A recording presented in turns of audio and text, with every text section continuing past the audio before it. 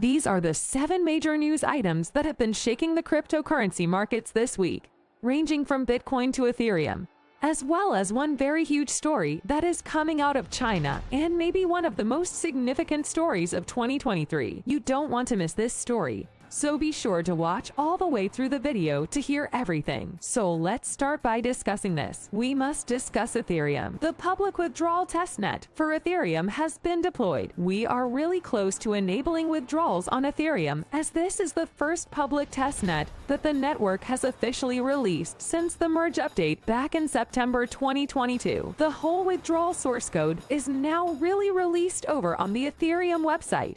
Even though the withdrawal option for state is still in beta, users will be able to set a withdrawal address on the test network and test partial and full withdrawals by stepping down from the validator position. Additionally, it will give protocols using the network, like Little Finance, a well-known staking service, the opportunity to test out how they want to gather, present, and use the various withdrawal information readily available. The Ethereum developers also want to proceed with other tests that will debut on or around February 6th in the near future. On Ethereum, there is a lot of positive stuff going on right moment. Absolutely amazing. Man, nobody has enough optimism. Aned, given that the merge took place at a period when there were about 120 million Ethereum in circulation, I suppose that number just hit a record low as well. That's really cool. Then, let's now discuss the major development from Uniswitch, a sweetheart of the Ethereum network, who is actually collaborating with Wormhole, a made cross-chain bridge, for the BNB chain debut. Uniswitch v3 is therefore actually coming to the BNB chain, which is fantastic news. Thanks to the people from Wormhole, of course. Unit was switched. The final governance proposal for the deployment of V3 on the BNB chain will now incorporate Wormhole, since our voters selected it as the only crypto bridge provider for this proposed launch. The timing of this is significant for Uniswap because its business source license expires on April 1st. Time is running out. This trademark for a time delay actually prevents other projects from cloning their code. Now that we're essentially launching a vampire attack on them in 2020, it's supposed to prevent occurrences like the one that occurred with SushiSwap a few years ago when they launched against Uniswap. Due to the BNB chain's popularity and the large number of people who frequent it, some participants have even urged them to switch before the time expires. Therefore, moving Uniswap there may be a big deal, but they would have to compete with PancakeSwap. Let's now discuss Layer 2 network arbitral for Ethereum. As a result, this week on the network, the private beta testing of the Vela exchange began. More generally, the rate at which new protocols have been appearing on market has been really astounding. Anyhow, Vela, which was formerly known as DexPools while it was back on the Ethereum network before migrating over to Arbitral, has been one of the biggest gainers in recent months. The Vela token, which Vela just debuted on the Camelot exchange,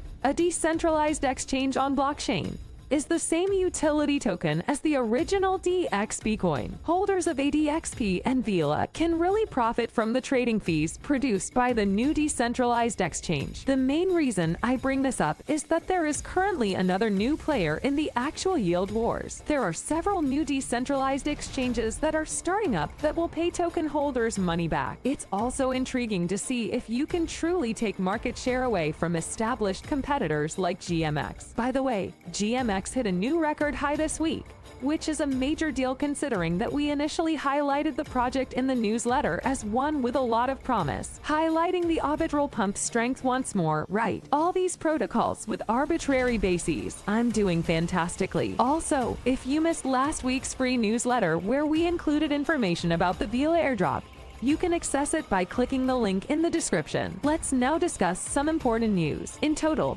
30 centralized stablecoins have been released. Its name is DJ. Service provider for DeFi launched this Cody since more than a year ago. Stablecoin has been in development. It recently underwent and successfully completed a security audit. Since DG is linked to the US dollar, I was considering another stablecoin. The Shen token holders will be compensated each time someone exchanges the DG or Shen for ADA or vice versa, because this one is backed by Cardona's native token and uses it as its reserve coin. Basically, giving investors a reason to invest makes this a true dividend coin, because the algorithm of the stablecoin is by nature going to be entirely over-collateralized on-chain by cryptocurrencies, including the ADA currency.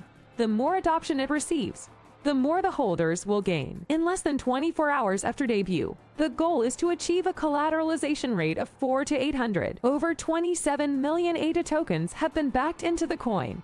According to DG, the CEO of Cody stated that a safe haven from the market instability is necessary, and they are hoped that DG would provide such sanctuary. He claimed that in addition to the requirement for a stable coin, we also needed a decentralized coin with on-chain proof of reserves. Look, I for one am eagerly anticipating the release of DG on Card. Oh terrible.